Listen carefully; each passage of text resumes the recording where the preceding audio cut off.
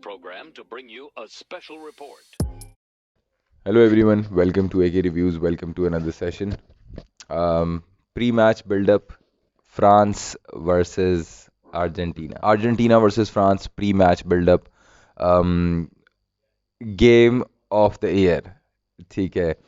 Lionel Messi versus Kylian Mbappe, PSG के star players दोनों अपनी टीमों के लिए, फ्रांस और अर्जेंटीना के लिए इक्वली इम्पोर्टेंट। जितना मेसी इंपॉर्टेंट है अर्जेंटीना के लिए, ऑल तो हाँ अम्बापे उतना इंपॉर्टेंट नहीं है, but he is the star player of this tournament. Mbappe की दहशत कोई ढकी छुपी नहीं है। अम्बापे की जो दहशत है वो अपनी जगह पे है और वो हमने देखी। मैं अभी 2-3 दिन पहले बैठ के सोच रहा था कि यार अर्जेंटीना फ्रांस के इस अम्बापे निंजा टटल के बच्चे को कैसे रोकेगी, एंड आई एक्चुअली फेल्ड। मैंने बड़ा कैलकुलेट किया। मैंने कहा अच्छा रॉड्रिगो डी पॉल यहाँ से आ जाएगा, ठीक है, हमारा सेंटर बैक भी रोमेरो सही है, तेज़ है, हमारे पास मिडफील्डर मैकलिस्टर भी डिसेंट खेल रहा है, टीम का वर्क रेट भी है। सब कुछ देखने सोचने के बाद इंस्टाग्राम पे गया, वहाँ पे हाईलाइट आ गई फ्रांस वर्सेस अर्जेंटीना 2018 वाले गेम की, और उसमें जो मैंने अम्बापे का रन देखा, किस तरीके से पूरी टीम को वो पेलता हुआ गया, मैंने फ़ोन बंद करके रखा। मैंने कहा ये मुझसे ना हो पाएगा, ये टैक्टिक्स मैं नहीं निकाल सकता, मैं नहीं बता सकता कि किलियन अम्बापे को कैसे रोका जाएगा। तो ये टैक्टिक मेरी मेरी समझ से बाहर है। मैं नहीं कंक्लूड कर सका कि किलियन अम्बापे को कैसे रोका जा सकता है, ठीक है।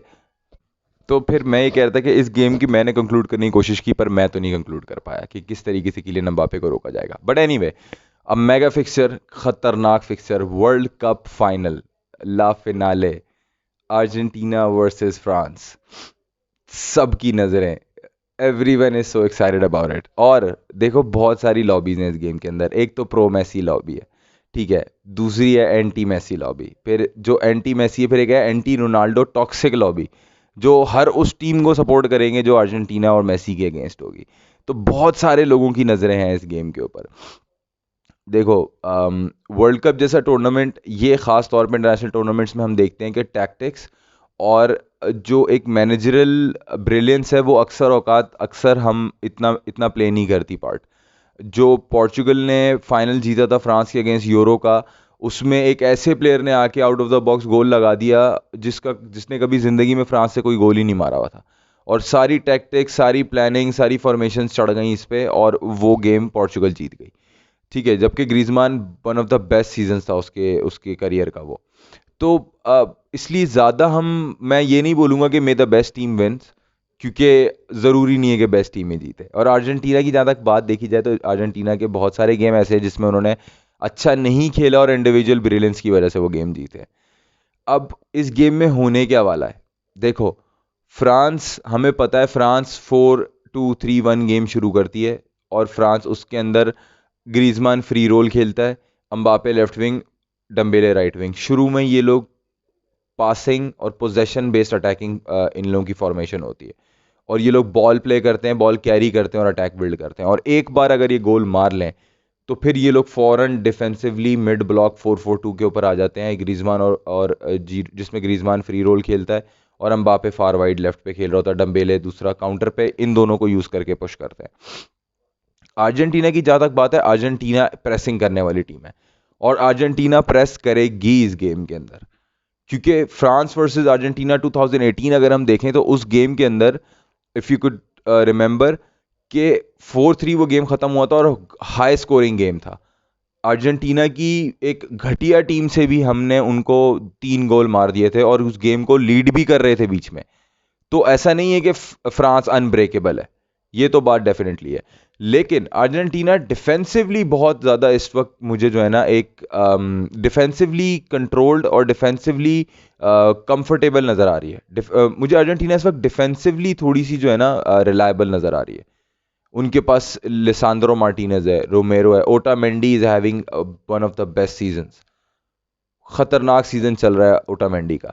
और अकूना है, तागलफिको का वही मसला है, अटैकिंगली वो बहुत ब्रिलियंट है, लेकिन डिफेंसिवली वो इतना ब्रिलियंट नहीं है। अब वो अल्लाह खैर करेगा उसमें क्या होगा, लेकिन ये लोग obviously 4 in the mid start कराएंगे। 4-4-2 चाहिए इनको, 4-4-2 स्टार्ट करानी है इनको 100%, क्योंकि इनको अम्बापे को रोकना है। देखो अम्बापे को रोकने के लिए हमने इंग्लैंड वाले गेम में देखा, उन्होंने वॉकर लगाया और वॉकर से मैन मार्क कराया उन्होंने, और मैन मार्क कराने के बाद भी उसका डिसएडवांटेज क्या हुआ कि जो उनकी राइट फ्लैंक की विड्थ थी वो सुकड़ गई। वॉकर हमेशा डिफेंस लाइन के साथ चल रहा है कि कहीं किलियन एम्बापे अकेले ना हो जाए, उसके बावजूद भी एम्बापे ने उसको बीट कर दिया। तो ये बात तो फॉर श्योर है कि मैन मार्क से एम्बापे मार्क नहीं होने वाला। एम्बापे को रोकने के लिए एक प्रॉपर स्ट्रेटजी लगेगी and it will require more than one person, ठीक है, उसको प्रॉपरली एग्जीक्यूट करने के लिए। तो इस टाइम अर्जेंटीना 4-4-2 स्टार्ट करेगी और मैकएलिस्टर, डिपॉल, मैकएलिस्टर और फर्नांडिस, ये 4 बॉयज स्टार्ट करेंगे। मेसी और अल्वारेज, और मेसी फ्री रोम जो खेलता है, और बॉल कैरियर अल्वारेज से अच्छा अर्जेंटीना के पास फॉरवर्ड्स में बहुत कम है, he is one of them, ठीक है। डी मरिया हो तो और अच्छी बात है, लेकिन डी मरिया का होने का मकसद फिर दोबारा से वही आ रहा था, डी मरिया का वर्क रेट। जो चौथे मिडफील्डर को डाल के हमें वर्क रेट मिलेगा ना, वो वर्क रेट हमें डी मरिया को खिलाने से नहीं मिल सकता, सही। तो एक ये एलिमेंट भी है। तो अर्जेंटीना मोस्ट प्रॉब्ली 4-4-2 ही स्टार्ट करेगी, जो उनकी फॉर्मेशन रहती है। फ्रांस जो है वो 4-2-3-1 स्टार्ट करेगी। फिक्सचर ये खतरनाक है, ठीक है। आई वुड नेवर से कि भाई अच्छी टीम जीते। I want Argentina to win, and this is the game that I have been waiting since last 4-5-6 or I don't know, maybe 10 years, because since the day I started watching Messi I wanted him to win the World Cup. बोलो भाई, Messi fan boy reviews बोलो, जो बोलना है बोलो भाई। जिस इंसान को फुटबॉल का थोड़ा भी आईक्यू है ना, he knows what I'm talking about and he knows that I am praising the brilliance, ठीक है। ब्रिलियंस को प्रेज करना, देखो ब्रिलियंस को प्रेज करना इज नेवर रॉन्ग। हम एक हिस्टोरिकल करियर देख रहे हैं एक प्लेयर का, जो कि सेंचुरीज, मे बी डेकेड्स तो छोड़ो, सेंचुरीज में आता। So I want Messi to win this and I am not very confident, but I am praying and I am very nervous. देखो दिल पे हाथ रख के हम दुआ कर रहे हैं कि मेसी ये वर्ल्ड कप जीते। टीम डिफेंसिवली फाइट कर सकती है, अटैकिंगली मेसी को स्टेप अप करना पड़ेगा डेफिनेटली। और फ्रांस आखिरी बला जरूर है, लेकिन उनके 2 बॉयज इंपॉर्टेंट है, दैट आई ऑलवेज से, ग्रीजमान और एम्बापे। और आपने एक को भी पॉकेट कर लिया ना तो बहुत हद तक गेम कंट्रोल में आ गया। और अगर अर्जेंटीना ने स्कोर कर लिया तो they have to defend, and they have the capacity to defend, and they have the skill set to defend. Argentina has been a great defensive team this season and in Copa America as well. बहुत अच्छी defensive team रही Argentina, और यही इनका सबसे बड़ा difference था world cup हारने के बाद, फिर कोपा अमेरिका हारने के बाद जब स्कलोनी आया, कि Argentina were not very good defensively, but since this guy has come in, अब हम एक अलग डिफेंसिव अर्जेंटीना देखते हैं। और एक और चीज अर्जेंटीना के अंदर, अर्जेंटीना ऑफ द बॉल बहुत ब्रिलियंट है। उनका ऑफ द बॉल शेप बहुत डिसिप्लिन और अलाइंड होता है। वो आपको ऑफ द रिदम नहीं दिखेंगे ये ऑफ द बॉल, अगर आप उनको देखो, उनका रिदम और उनकी शेप कभी आउट नहीं होती। तो ये भी एक चीज है जो अर्जेंटीना के लिए इफेक्टिव है और इंपॉर्टेंट है। देखो अटैकिंग कैपेसिटी तो ऑब्वियसली फ्रांस के पास ज्यादा है।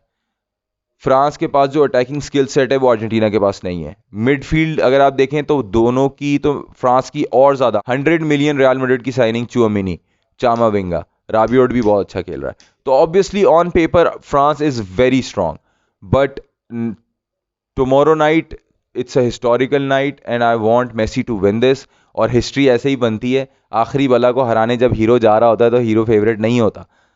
फ्रांस आखिरी बला है, इसमें कोई दो राय नहीं है, and they are the favourites going into this game. But then there is Messi going into the world cup final again. बहुत सारे सैड मोमेंट्स देखे इस वर्ल्ड कप में, मैं बिल्कुल नहीं चाहता फ्रांस जीते। I want Argentina to win this and इंशाल्लाह अर्जेंटीना विल विन। बाकी वर्ल्ड कप की अगर बात की जाए, हार्ट ब्रेक्स वाला वर्ल्ड कप था, आइकॉनिक था,